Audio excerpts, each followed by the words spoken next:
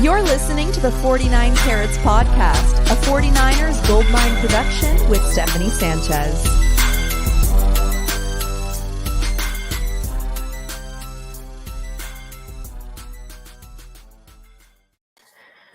What's going on, everyone, and welcome to another edition of the 49 Carats Podcast. I am your host, Steph. Yes, I am back after a very long hiatus recovering from COVID. My last episode was on Thursday, and I'm glad I did that episode on Thursday and not Friday, because by Friday I did not sound so great, and today is actually my first day of sounding better. I don't think I sound exactly like myself still, but I sound better. I sound good enough to do a podcast.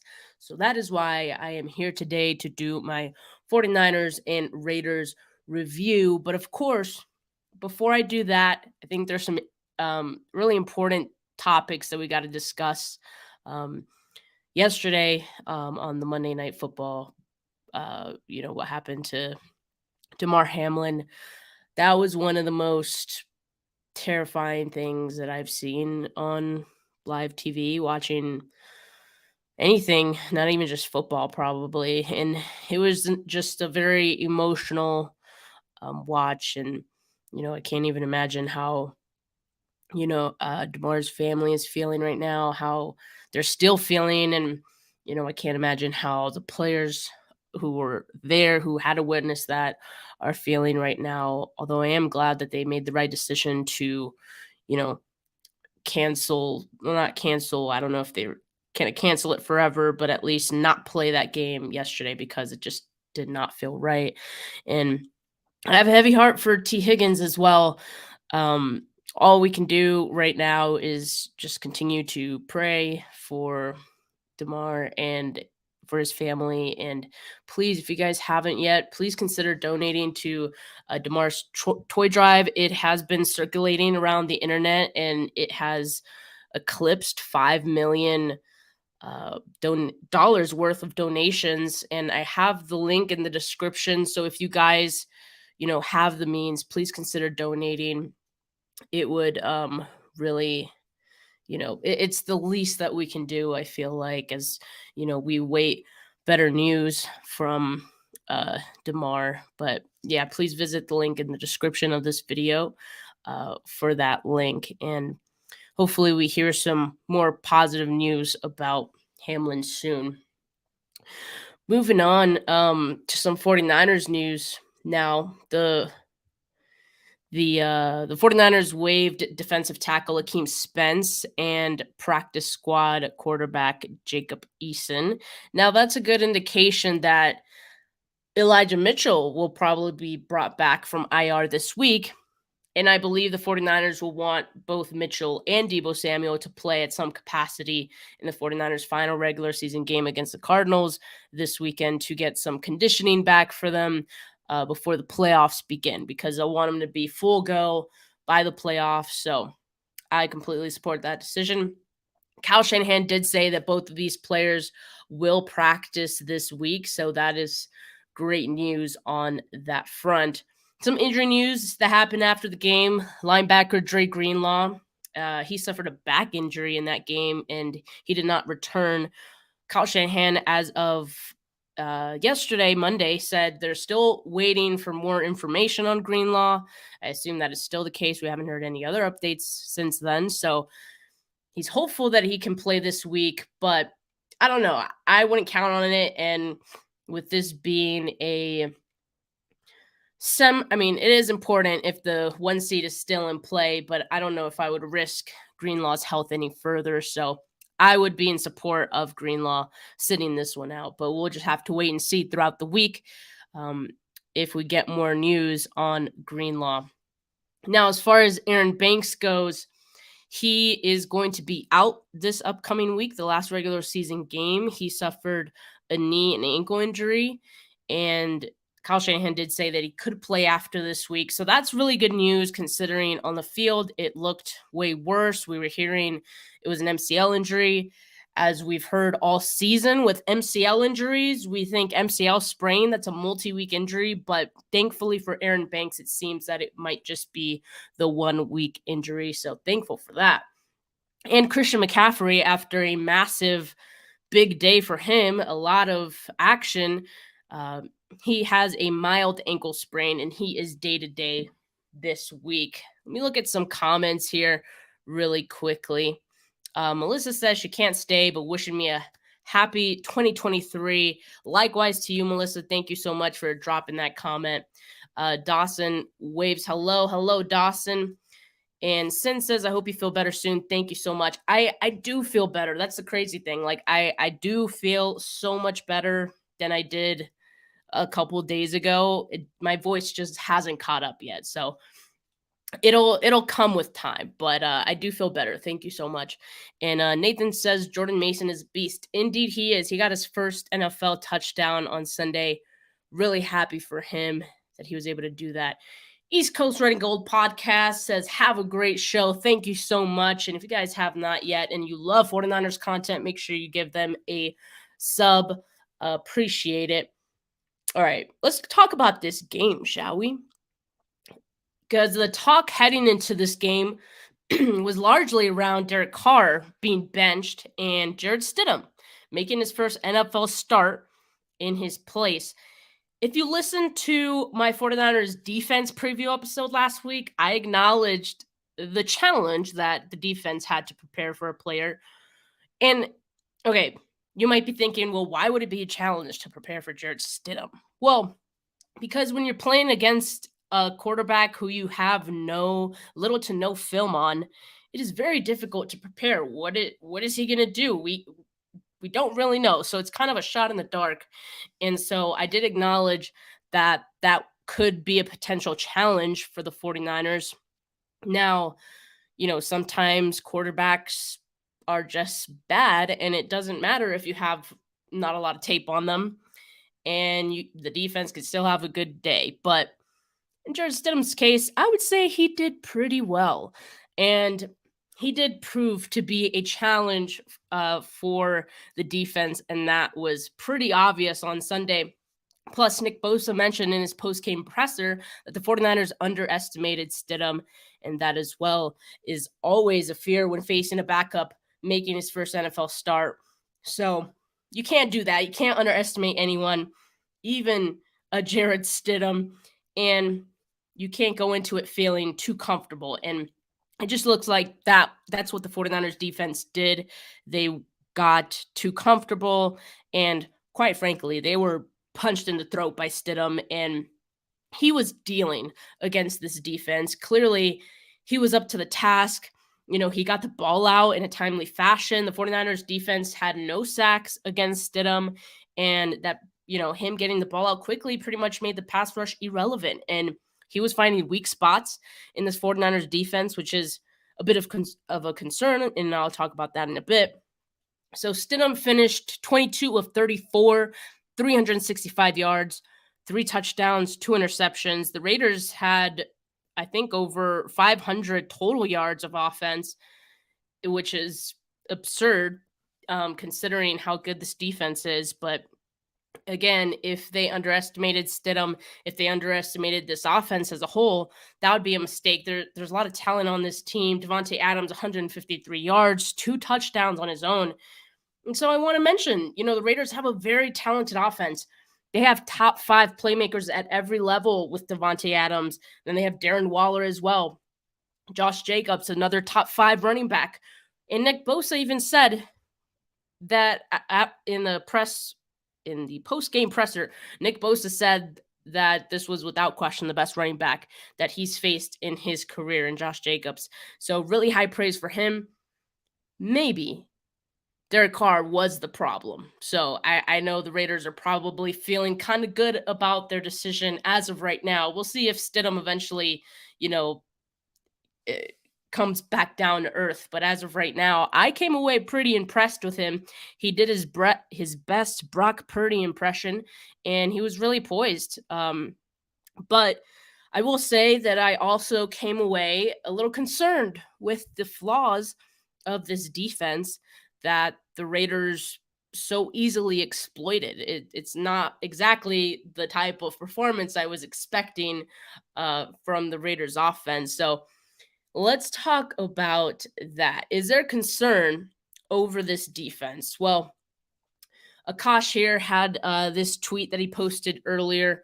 Um, he said the 49ers defense is all time elite, but they have a few weaknesses that they need to clean up, or it could be exploited come playoff time. We've already seen it exploited in smaller doses, but I think we have to be extra vigilant and extra careful come playoff time because better teams are going to be able to exploit these flaws even more, even better. So 49ers, they're 27th in DVOA for defending deep passes, 16, and deep passes are defined by passes of 16 plus air yards. And they're 22nd in DVOA for defending third down passes. So, not great in both of these categories. And this has been a thing all season for the 49ers defense.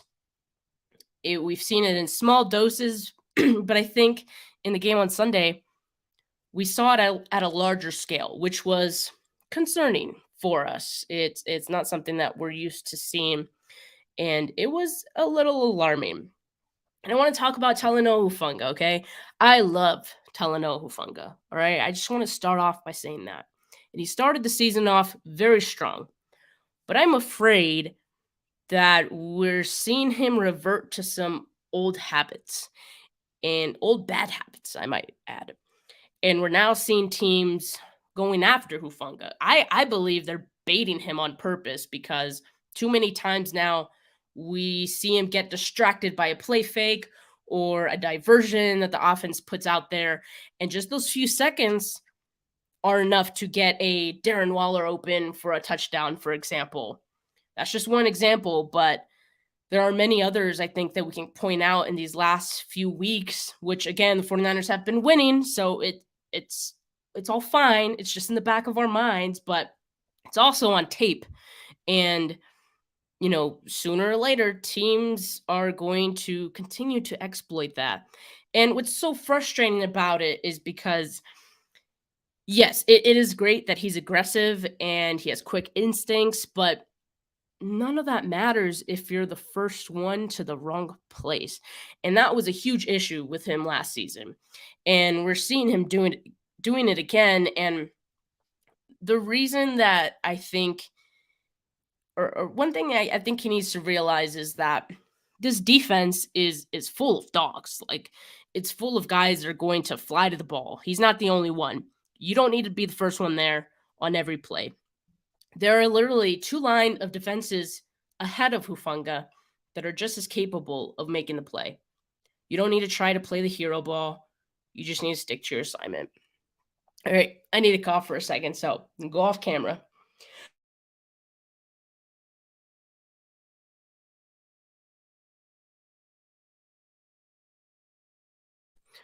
Okay.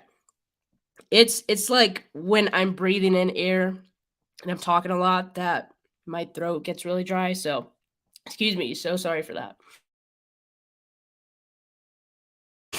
I just drank some water, so I think I'm okay. Sorry. Okay. So, yeah, I mean, he doesn't need to be the first one to the ball. He just needs to stick to his assignment. And that goes for, everyone on the defense, not just Hufanga. I'm not just trying to pile on excuse me, I'm not just trying to pile on him or any one player. Sorry. see, it's still a thing. Like I do feel better, but I haven't been talking a lot this whole time. So this is probably the most I've spoken in, the last week. So sorry, this is terrible. But the other player I wanted to talk about was Diamador Lenore because he had one of his worst showings of the season as well. And they were targeting him a lot. At his worst, I think Lenore, he is a liability in the secondary. And I have been, praising him for improving, throughout the season. And he has. But, I think that because he was targeted so much, we saw some bad things, on Sunday. He allowed 108 yards, his second highest total of the season, and he allowed a passer rating of 113.7. And they were picking on him. Other teams in the playoffs, they're going to pick on him too. So I guess if I had to find a silver lining from all of this, it's that the 49ers can't ignore these issues anymore. Like, they don't really have a choice. The playoffs are less than 2 weeks away, and like I said, opposing offenses are going to try to attack the 49ers defense this exact same way that we saw the Raiders do it on Sunday. So, the one positive is that the 49ers were as close to this game was as close to feeling like a loss without the 49ers actually losing. And what I mean by that is, for the first time during this win streak, the game was actually close and it was back and forth the entire time. I think that's another positive because this was a great experience for Brock Purdy. I talked about it. I don't remember if it was on Thursday's episode, but I talked about the fact that if the 49ers lost the game, I think it would help kind of give a jolt to this team. Not that they necessarily need it. They've won 9 in a row, but winning so many games in a row and expecting to sustain that, even through the playoffs, it's very difficult to do. So I almost hoped that they would lose before getting to the playoffs because I don't know if they can keep that going. But I think this game was good for them in the sense that it gave them that jolt. I think it's going to give them that wake-up call, that jolt that they needed before the playoffs to say, whoa, we can't get too comfortable. So that's the one positive. But let's talk about Brock Purdy really quick. Let's see. For one, it was the first time that he's played without a lead since the Dolphins game when he came in for Jimmy Garoppolo. And the 49ers were down by 10 points in the third quarter. So it wasn't just a small 3-point deficit or something like that. I think this was a real test. And a test the 49ers are likely to face during the playoffs. And it was great to see Brock Purdy rise to the occasion and help the team out and help them get this win. This was not even Brock Purdy's finest game. There were some misfires, that he had the interception, another near interception at the goal line. He missed some guys who were open downfield. He took some checkdowns when he had some guys open. He wasn't perfect, but I think my positive takeaway from that as well is that Brock Purdy doesn't need to be perfect to win a football game. And that's great news for the 49ers. The defense doesn't need to be perfect for Brock Purdy to win a football game. That's great news for the 49ers. Things can be less than ideal for this team, and they can still win. That is great for this team. That is great to know going into the playoffs. It was a great display of resilience and what this team is capable of. Purdy finished 22 of 35, 284 yards, 2 touchdowns, and an interception. Let's talk about some of the 49ers playmakers that helped the team in the win too. Christian McCaffrey, 19 carries, 121 yards rushing, a rushing touchdown. He also had 6 catches, 72 yards. That screen pass to McCaffrey in the fourth, man, to me, that was one of my favorite plays of the game. Also, Brock Purdy's pass to George Kittle in the end zone was phenomenal. I loved that pass. That was amazing. But that screen pass to McCaffrey in the fourth, that was a perfect play call for that moment. So, got to give credit to Kyle Shanahan for dialing that one up because the Raiders defense, they were dialing up a lot of pressure for Brock Purdy. And at that moment, that was a perfect counter to just run a screen.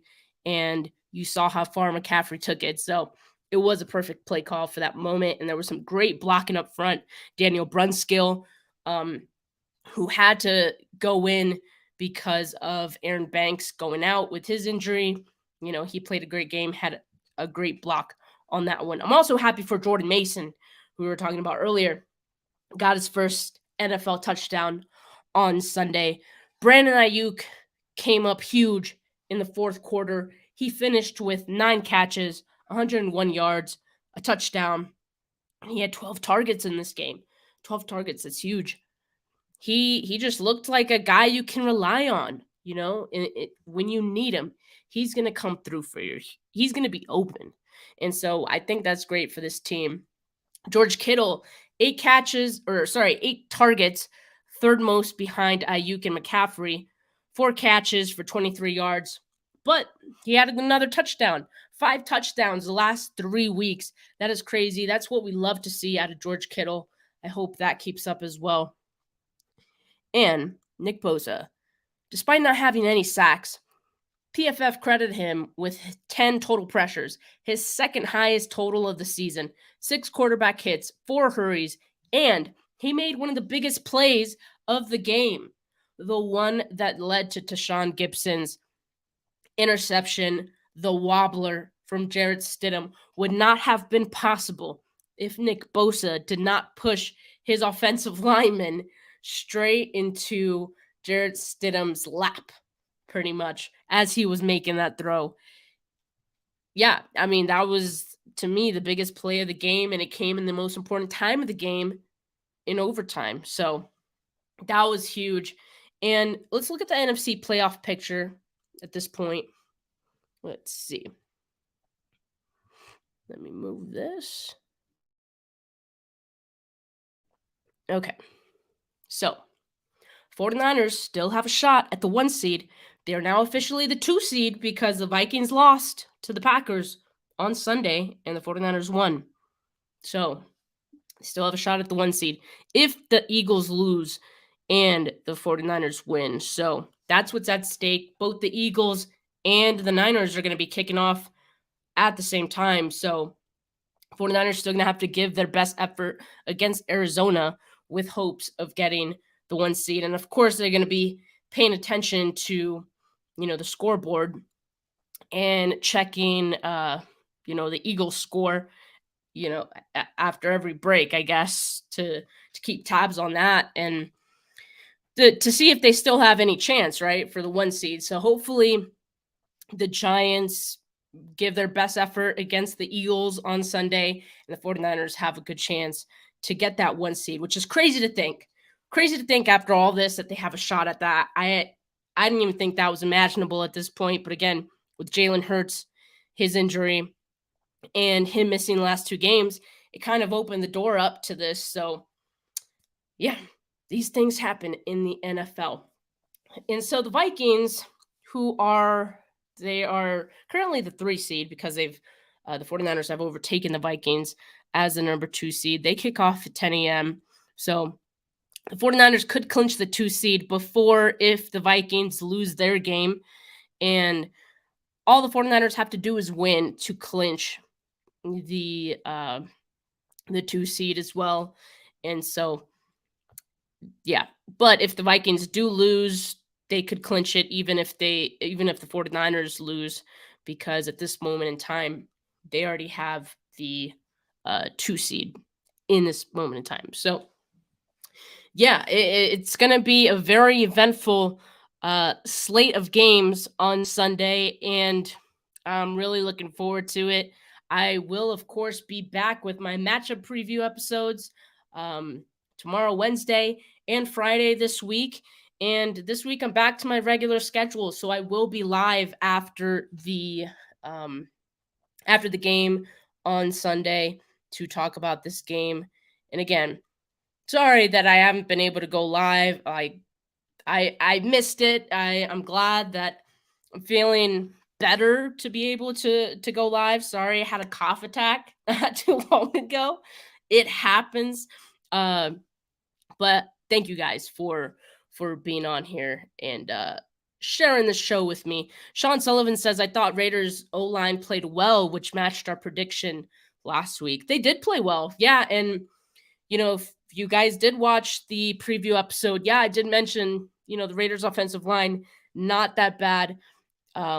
So it was really more a matter of what Jared Stidham were we going to get, and so Nick Bosa didn't get any sacks. So he's going to have to get I think 3, right, to pass the 49ers franchise record set by Aldon Smith with his 19 and a half. So hopefully he can get that, because I know that Nick Bosa also wanted to get that 20 piece. So hopefully he has a chance to get it in this game.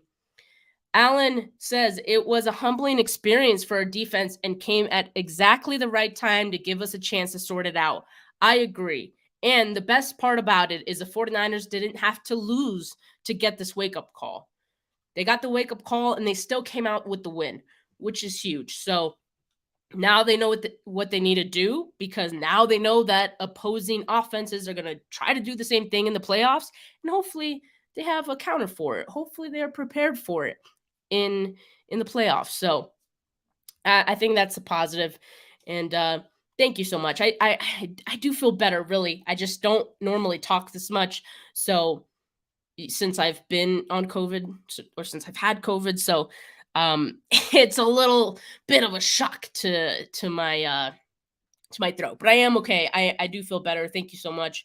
But thanks, guys. I'm gonna be back tomorrow, Wednesday, for one of my preview episodes, and of course, like I said, back again on Friday. If you guys missed it, I put out 2 all 22 videos this week. Technically, all 22. Mike McGlinchey, all of his reps against Mason Crosby. If you guys want to check that out, that is on my channel.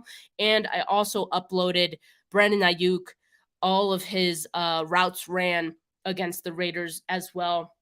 Like I said, he had a great performance on Sunday, especially in that fourth quarter. So if you want to see some of those plays, some of those catches, check that out. As always, make sure you subscribe to the channel if you have not yet, and make sure you like this video if you have not yet. I appreciate all of the love, and I hope you guys have a good rest of your Tuesday evening. Peace.